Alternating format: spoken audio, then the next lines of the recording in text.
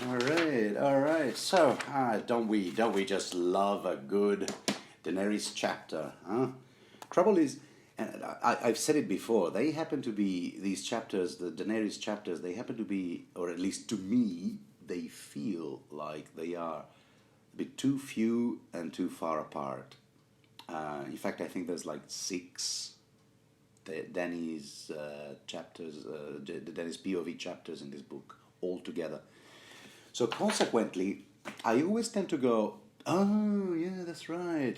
There's that part of the story as well, and it's kind of I don't know if that also happens to you, but it can be challenging to remind oneself of what that series plot was at, where it was at last time we looked at it, and even more so across two different novels. So I don't know if you need it, dear listener. I know I did. Here's a recap. Previously on Daenerys. Because the last time we saw Daenerys in A Clash of Kings, Daenerys 5, she was kind of in a sort of a, let's get the hell out of here.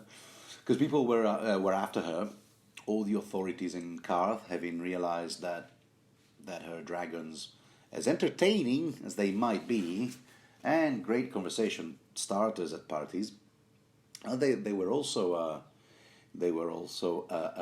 fire starters, and they proved that by basically melting down the House of the Undying. Actually, I don't know if it was properly melted the way the main towers of Harrenhal had been melted, or so many years ago, or simply collapsed by dragons. Anyway, but there you go. So the warlocks wanted to give her a piece of their minds, and the merchants consortium guys were not impressed either. And Quaith, yeah, we don't really know what Quaith's deal was. So Xaroxon Daxus was all like, yeah, that's all right. That's all right. You just marry me, and it'll be cool, darling. We just take off on a cruise or something, sipping cocktails, margaritas, and whatnot, pina coladas and Planter's Punch, back in the summer islands, and but Denny was not buying it, so she ended up back in the harbour. Not before pondering a bit more on all those trippy visions she saw in the House of the Undying, and there's so much to go through there, which I won't. And she's there, the harbour, the docks, looking for a ship to take them to Westeros. Them being her, Jorah Mormont, her Dothraki blood riders, which I think Martin actually pronounces Dothraki. I heard in an interview. Dothraki. So does that mean that the singular form is Dothracus? Huh? Question for posterity. And and plus all the rest of her Halasar, which includes her handmaidens, and I don't know exactly how many other Dothraki, general populace. And then this was when two weird new characters just popped out of nowhere and saved Dany from an attempt on her life by the hands of a hitman armed with a manticore.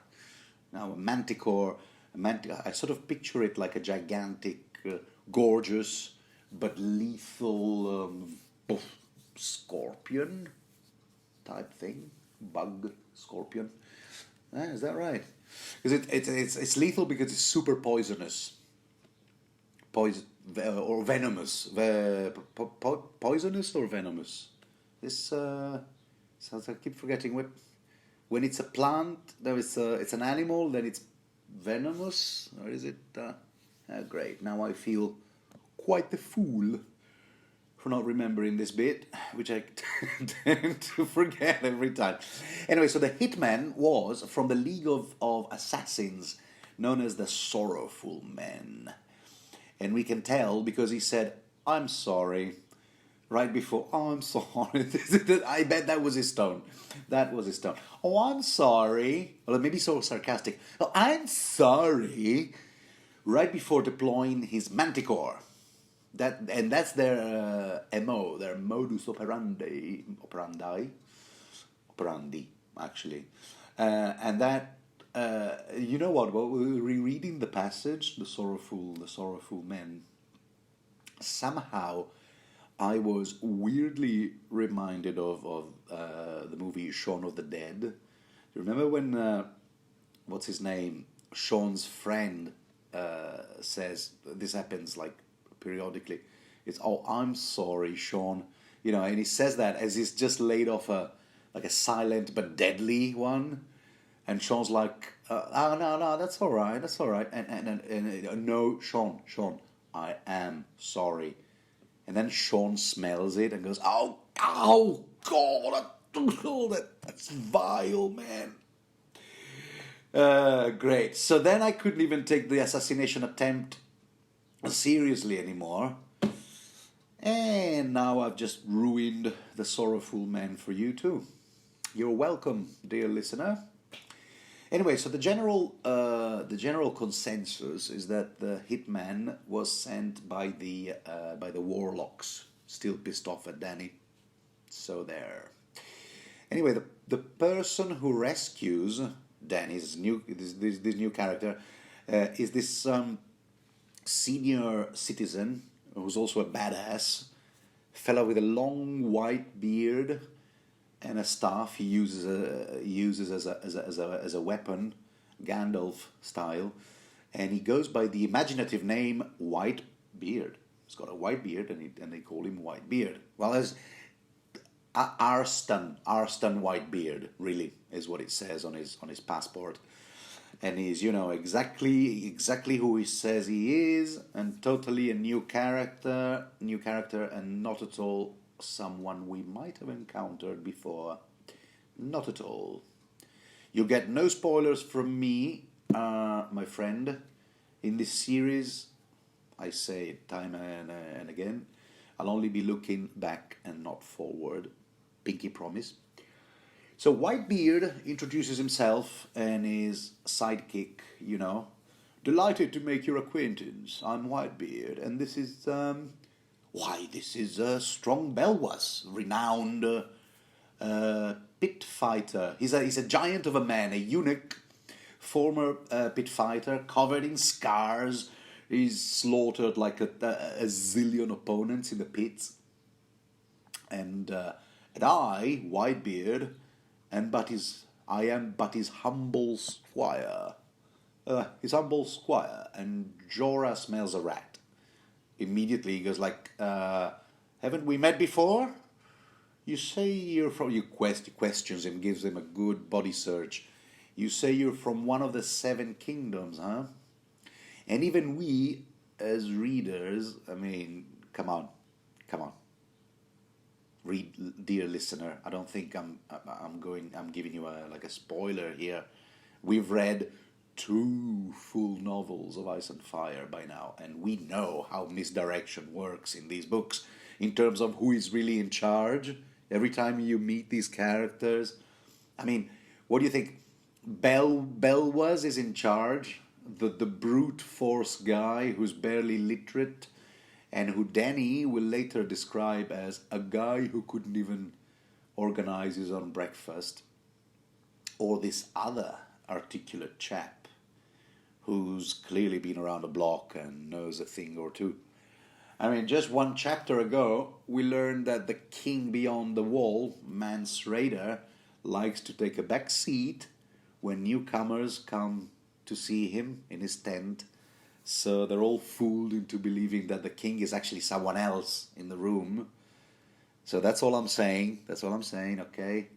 Let's keep an eye on these two persuaders, the Starsky and Hutch. It's an odd couple. That's who they are. They're the odd couple. And what's his name? Whitebeard, a.k.a. Arstan, goes, oh, and you must be Daenerys. Oh, and how lovely to see you. Looking for a ship to take you to Westeros, are you? Ha ha, what a coincidence. We just happen to have 3. Not 1, not 2, but no fewer than 3. Why, for that very purpose. Yes, you see, we are sent from our mutual acquaintance, magister. Sounds like a headmaster or a principal at school. It's the magister. Go to the magister's office. Illyrio Mopatis. Well, to take you back to Pentos. And Pentos kind of sounds like an antidepressant. Pop a few pills of Pentos. 50 milligrams of Pentos, you'll be all right. You're going back to Pentos, and then you'll plan the rest of your itinerary once you're there. But right now, our mission is to take you to Pentos. That's our mandate for the time being. And what do you say? And Danny is all too happy. I mean, look, you are God sent. And she goes, all right, change the name of these 3 ships you just mentioned, change their names to the names of Aegon the Conqueror's 3 dragons, because I'm all about, history repeating itself. And we're in business. Ta-da!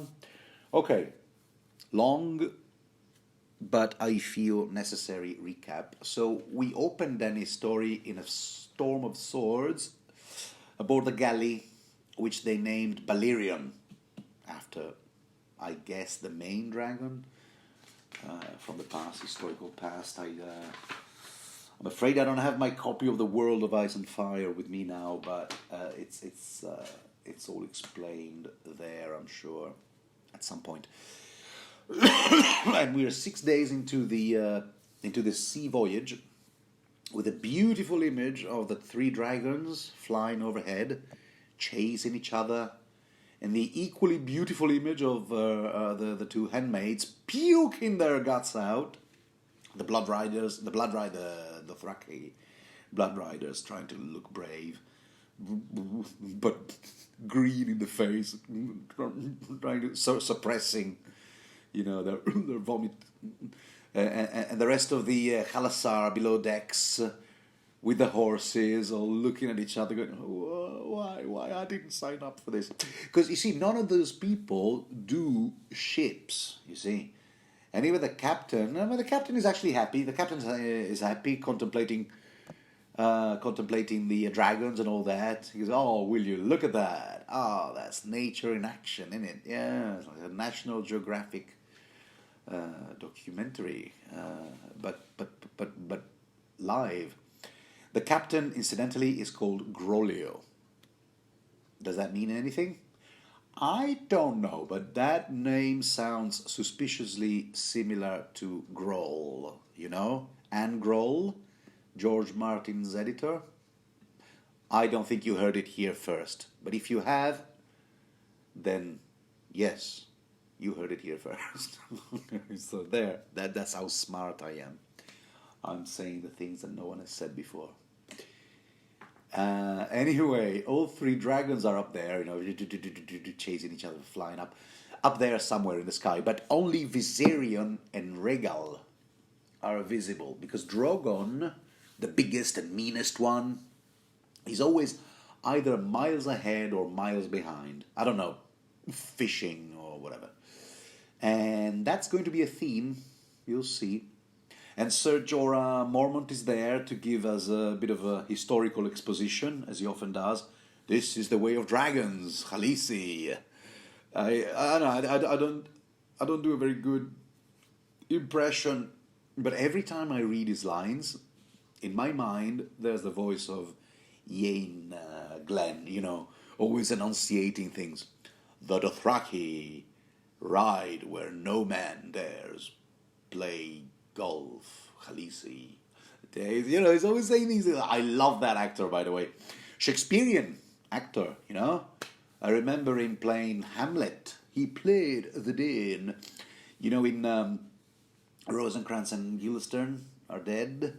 Way back think it was 1991, the movie, but the play is older. Yeah, there's another deconstructed tale by yet another American bearded hippie. Ah, which I enjoyed to no end. And another kind of POV, thing, but it's a POV chapter take on Hamlet. Smart. That was smart. I thought it was really smart. Anyway, so I know that Jorah, because Ian, Glenn, Jorah, there's a discrepancy. He almost as large, as wide a chasm as there is between Tywin Lannister and Charles Dance.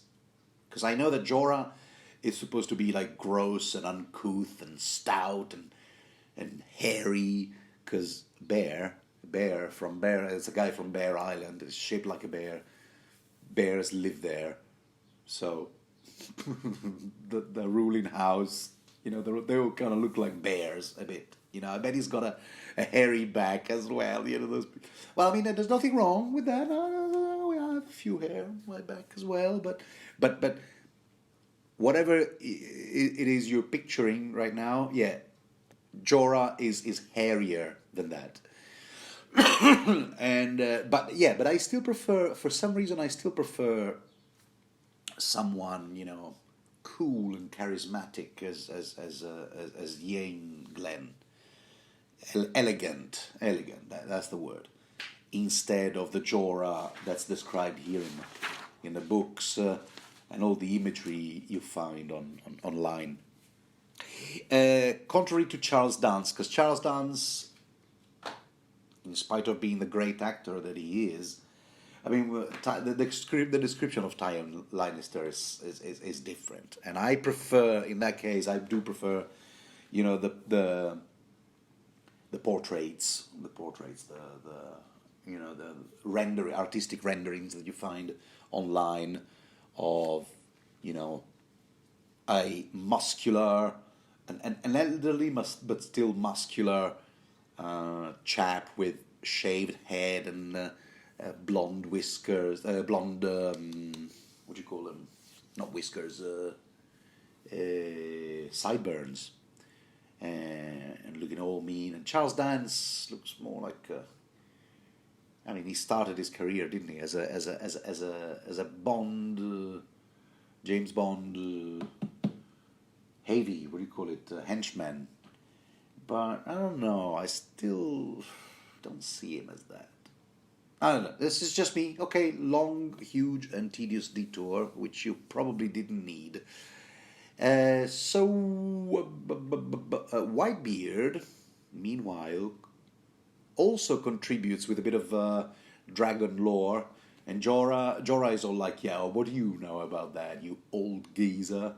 And Jorah doesn't really like this new character, Arstan. He doesn't trust him. As, indeed, he doesn't trust any other man coming near Dany and winning her trust. So there's another theme for you. But Arstan keeps going. He goes, yeah, I met your dad, Aerys II. Oh, how exciting, Dany says. Was he, my dad, yeah, no, I never met him. Was he all like good and gentle, like some kindly, jolly Father Christmas sort of guy? Ho, ho, ho. And Arstan goes, yeah, well, not really. Anyway, nice weather we're having. Oh, and have I mentioned that I rubbed shoulders with your late brother, Rhaegar? Ah, what a great chap he was. I heard him play the harp and all that. Yeah, because Rhaegar played a silver harp, which I don't know about you, but I don't know if you agree with me or if you found any facts on that, but I think that a harp made of silver must have had, first of all, must have weighed shitloads, and must have had a shitty acoustic resonance as well. I mean, harps are not designed. I don't know, maybe I'm wrong on this, but if you have any insights, silver harp, I'll look it up later, I think. Maybe someone has had one made. I'll figure it out. I'll research the thing. And yes, so he played the harp, and his besties. His besties were these other two guys, Arthur Dane, also known as the Sword of the Morning, and John Connington. Keep these names in mind. Keep these names in mind, dear listener, in the off chance you're a first-time reader, because those names will be important later. They'll keep, cropping up. Anyway, so he tells the story of how he saw Rhaegar fight at the tourney that was held in Lannisport way back. The very tourney that Jorah won. Gosh, was anyone not at that tourney? King Aerys II was there. And this is also like a pivotal chapter that is also described in better detail in a World of Ice and Fire. Pivotal chapter. I believe that's where Jaime was made member of the Kingsguard. Lots of stuff happened there. Rhaegar was actually there planning to meet with some other dudes, something involving a plot to wrestle power away from his father. There's a lot of things going on there. And Jorah, that's where he met his ex-wife, whom he blames for ruining him. Ruining him. Why do I find that so hard to say? This is a backstory you probably don't need to hear right now. It's just a detour. But anyway, the fact is, what is important to us, which Arstan, aka Whitebeard, says, is that Rhaegar wasn't always like that, and he actually started his adolescence as a bookworm. Not much interest in fighting, weaponry, and what have you, until he found some mysterious notion in one of the scrolls he was reading. And one day, out of the blue, he was like, okay, I suppose I have to be a warrior now. And the rest is history. So we still don't know what he must have read in one of those scrolls, but we presume that, like every adolescent, he says, oh my God, this prince that was promised, who was meant for greater things, that's totally written about me. That is so me. Yeah. Because at that age, we all feel super special, don't we? So I guess he must have thought, yeah, I am the prince that was promised. Why didn't I see that before? Well, better get ready, better get fit, and the rest is history. So that is Rhaegar's backstory. I think all of those, 15 years, including the Baratheon Rebellion and all that, they would have made a great series. Probably another trilogy of books. But don't say it aloud, because then George R. R. Martin might abandon the Winds of Winter project, which as of yet is still unreleased.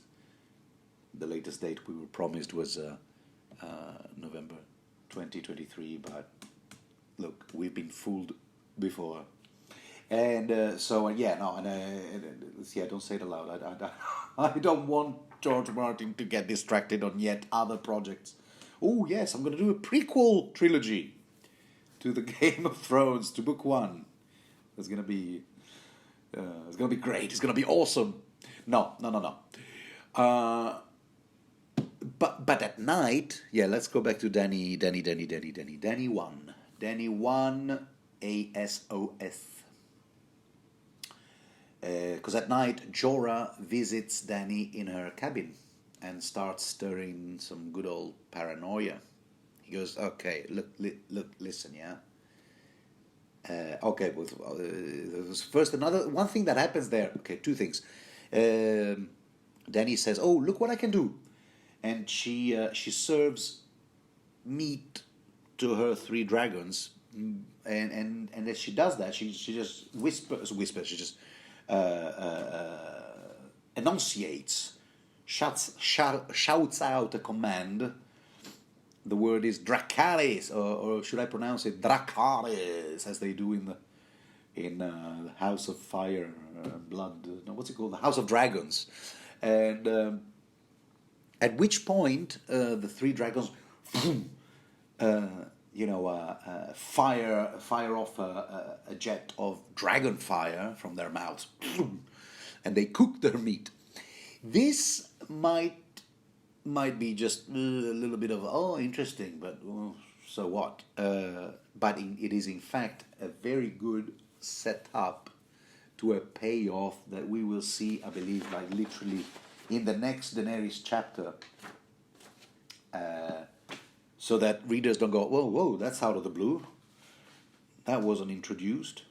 Just bear in mind that by now the dragons recognize not just Dany's voice, but anyone's voice when that word is spoken, Dracarys, at which point they just incinerate whatever happens to be there in front of them. So that's that notion is going to be useful later. So, and another thing that will be important for how things develop, like literally now at the end of this chapter, in a cabin, in Dany's cabin, which was in fact Captain Groleo's cabin, but you know how it is. He's such a simp. And he goes, oh, you can have my cabin. Come on, come. Yeah, do you see? It's all cozy and stuff. The queen takes precedence over a captain. There, I said it. And another thing that is going to be important for later is that Dany dismisses her handmaids. She goes, okay, leave us alone, because Jorah here wants a word in private. So now you have to picture that. The dragons are there, they're busy eating, and the handmaids aren't even there, no witnesses. Well, you've read the end of this chapter, I assume, so I'm not spoiling this particular chapter for you, right? So this is what happens at the end. But first, Jorah has a couple of other things to say that he wants to get off his hairy chest. He says, listen, yeah. Remember, yeah, the 3 betrayals you were shown in your trippy visions you had in the House of the Undying? The 3 betrayals against you? She goes, oh, yeah. I'm not likely to forget anytime soon. And one of them was the betrayal by the mage Miri Masdur. I don't know if I'm pronouncing it right, but at this point, ASOS names are all like, poof. To me, they're all like, why 3 names every single time? What are they, like aristocrats? Anyway, way back in book 1, yeah, remember? Okay, so right, yeah, so that 3 betrayals, 1 down, that means there's 2 more to go.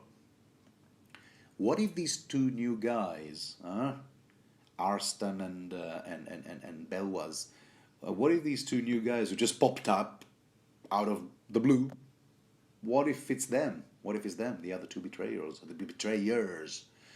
And maybe Illyrio is sending them, but not because he's your friend, but maybe he's sending them after he got a nice cash, envelope under the table from Joffrey, Because Jorah has got like a cork board hanging in his cabin with a whole bunch of pictures and little writings on a felt tip pen and multicolored threads connecting all these pictures together. Kind of like in Homeland or like a proper detective. And he goes, and he pins things here and there. I go, maybe they were these 2 are in cahoots with a sorrowful man.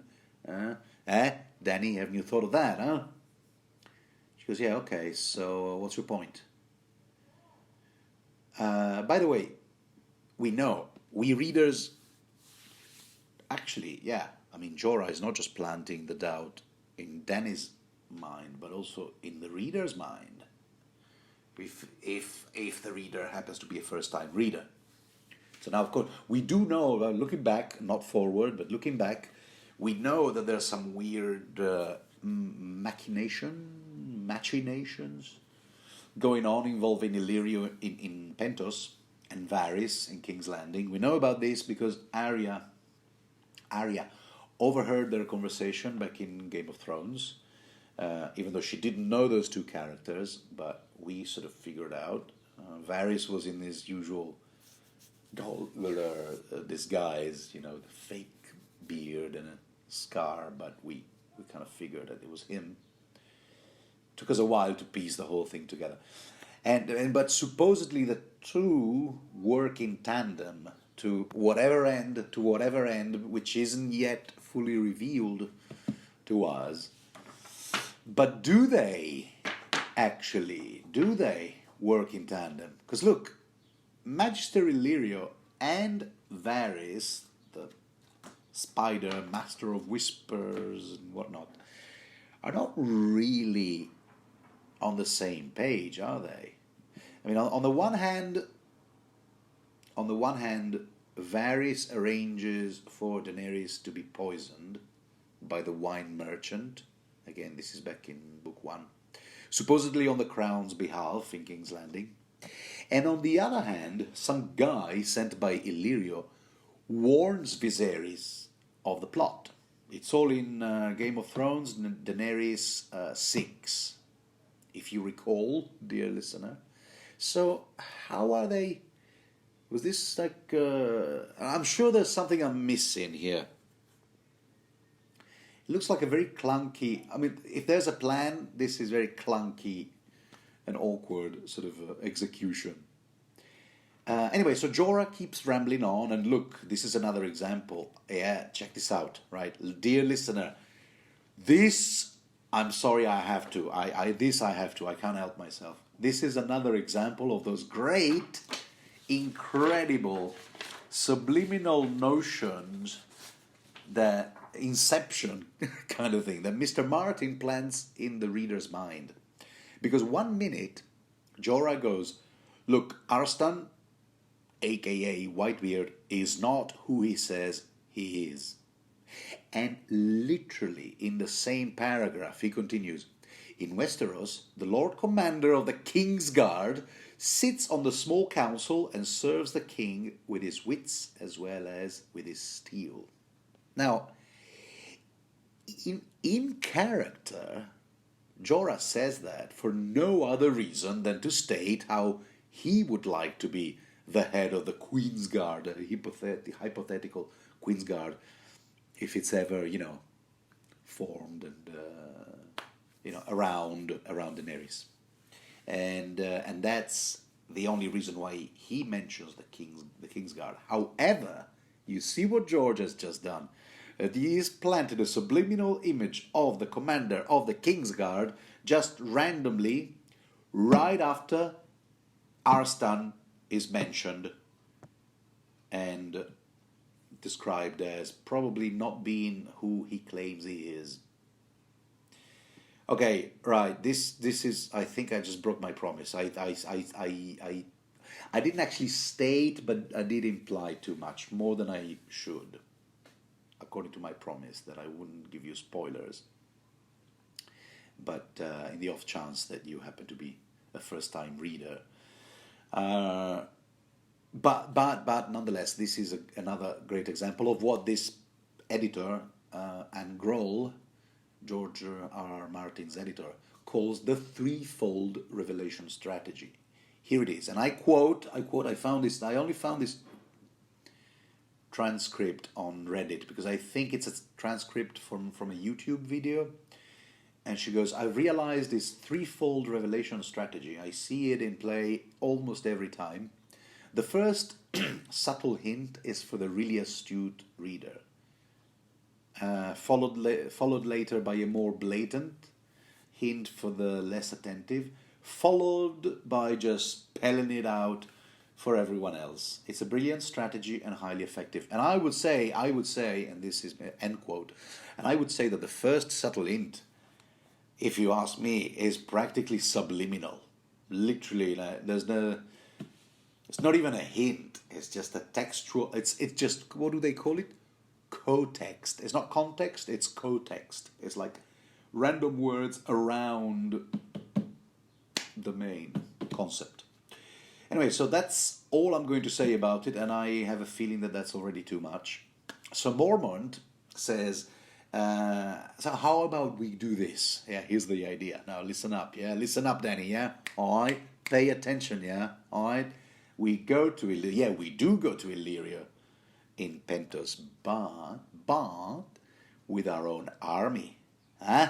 How'd you like that? She's an army. And where do we get that? Huay Astapor, of course, which is in the gorgeous tourist destination known as Slaver's Bay. Yeah? It's got a catchy name, huh?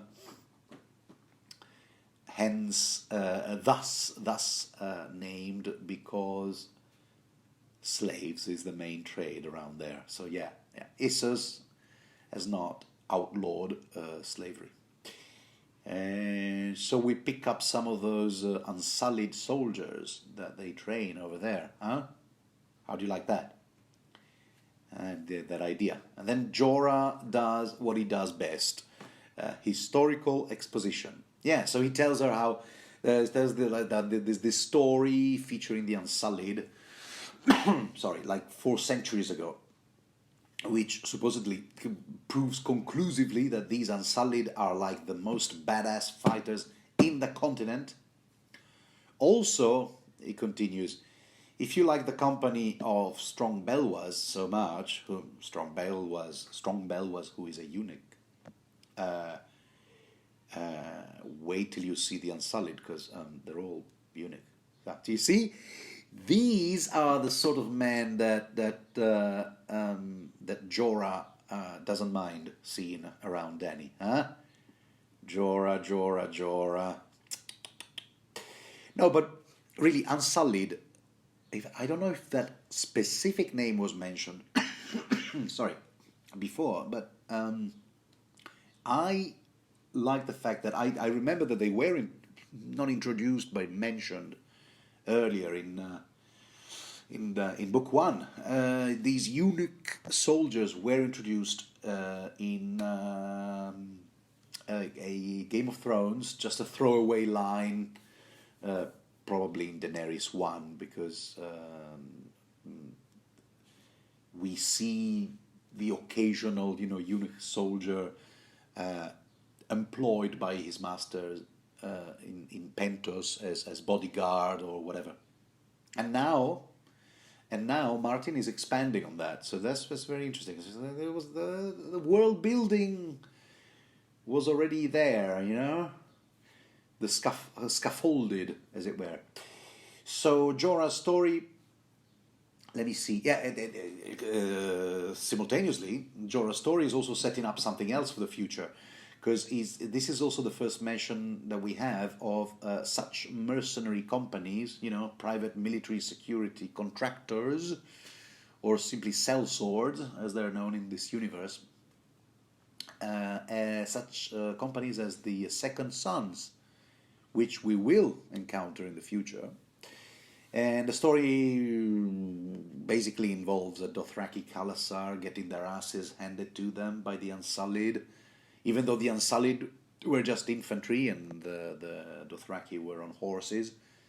And this is also the first mention of the city of Qohor, where a weird black goat god is worshipped. More on that later, because that will be linked. In world building sort of terms, this will be linked to Vargohout and the Brave Companions, also known as the Bloody Mummers, who were actually first introduced in a Game of Thrones as well, Book 1 by Tywin, where he mentions that he employed the services of this company of depraved soldiers of fortune. And so yeah. So Jorah goes, what do you think about this plan? We just grabbed some of those Unsullied, get them to join us, and maybe we go to Illyria with an army instead of just at his mercy, we will have a better bargaining power. So then he goes, yeah, okay, well, that's all very well, but what am I supposed to buy these Unsullied with? We're a bit, strapped for cash, in case you haven't noticed. Ah, well, he goes, oh, well, that's the easy part. You see, we sell the cargo from these ships, silk, tiger skins, amber and jade carvings and saffron and caviar and champagne and lots of lovely, posh stuff. He's had a very good look at the cargo, huh? Jora Jora. And, we sell the lot. And maybe we sell the ships, and then we get back to Pentos on foot. Which, I don't know if you've looked at the map, it's not exactly around the corner, huh? And, but yeah. She goes, but look, all this stuff, belongs to Illyrio. We can't just sell it. Yeah, well, Illyrio, yeah, Illyrio. If he says he's a friend, then he won't mind, right? Yeah? This is where we'll put it to the test. I already can see weird cracks in this plan, but Danny goes, yay! Danny's 14, and I'm guessing she gets all enthused more easily about change of plans and wow, a new exciting turn in her journey, and she goes, yeah, let's do it. And he goes, yeah, and Jorah also goes, yeah, they're all excited, and they start jumping up and down, and then he grabs her, and he kisses her with tongues. Yeah. Huh. And, from a social point of view, this is basically a subject behaving inappropriately toward his monarch. That's one way to look at it. But from a human point of view, it's a 50-year-old man sticking his tongue in a teenage girl's mouth. So yeah, make of that what you will. So there's that. And then it turns out as this was not a spur of the moment kind of thing, because Danny's all like, oh, well, that was a tad inappropriate. I mean, how forward of you. But he's all like, no, I'll tell you what, that's what you deserve, mate, to be kissed good and proper and often, you know what I mean? And look, I'm serious and stuff. I want to be by your side when you sit on the throne as your legally wedded, lawfully wedded hubby. One of the two, actually, because apparently the dragon has to have 3 heads in your weird Targaryen prophecy lore stuff. And if you see yourself with a dragon returning to conquer the 7 kingdoms as your birthright and all that rubbish that you Targis believe, and the dragon has to have 3 heads, because that's the emblem on the Targaryen sigil, you see, as you can see here in this wall screen. What do you call it? Wall screen? Wallpaper. Screensaver. Yeah, I fuse the 2 terms together. Wall screen. Yes, so I accept 3 heads. All right, so you the wife, I'm the husband number 1, and then you may take husband number 2 and 3 heads. There you go. Bada bing, bada boom. So you see, he's not just sexually assaulting a teenager, but he's also like using that exploiting that episode to kind of like climb up socially. He goes, yeah. What do you think about that? Huh? You're, huh? Can we talk about it? Can we, Danny Targi. Danny, can we talk about it? About my, my promotion from, first he was just like a counselor, like, the guy who gives advice. Then he promoted himself to Queensguard, And towards the end of the chapter is already her husband. Yeah? What do you think? Shall we talk about it? And then he says, we don't know. We don't know, my friend, because this is where the chapter ends. And wow, what an interesting chapter. As I said, it's one of 6, and it could be read as a separate story because it's so detached from all the other, intricate and connected subplots, POV chapters in the rest of the book. It could be read as a single story. I won't be doing that, though. I want to give it a rest now and get back to whoever's waiting, which I believe is Davos again. All right, I'm looking forward to reading a good old Davos chapter. Some good guy for a change, or is he? A good guy, but not very wise. Now, all I can say for now, it's okay. You've been with me 3/4 of an hour. So thank you for your patience. I hope this sparked your interest, and I look forward to talking to you soon. Ciao. See you around.